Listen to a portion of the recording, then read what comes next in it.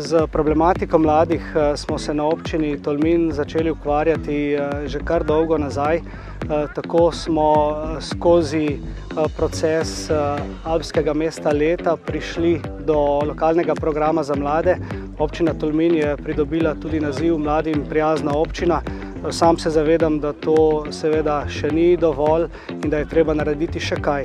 Zato je bila tudi na zadnjih lokalnih volitvah zelo izpostavljena participacija, se pravi sodelovanje vseh občanov pri odločitvah, ki jih sprejemamo na nivoju lokalne skupnosti.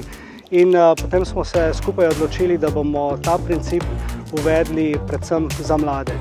In tako smo zdaj pred tem, da mladim ponudimo možnost, da skozi mlado pobudo uveljavijo, predlagajo svoje ideje in zanje pridobijo tudi občinska sredstva. Jaz verjamem, da bomo na ta način našo občino Posočje naredili bolj dinamično, bolj mladim prijazno in bolj perspektivno.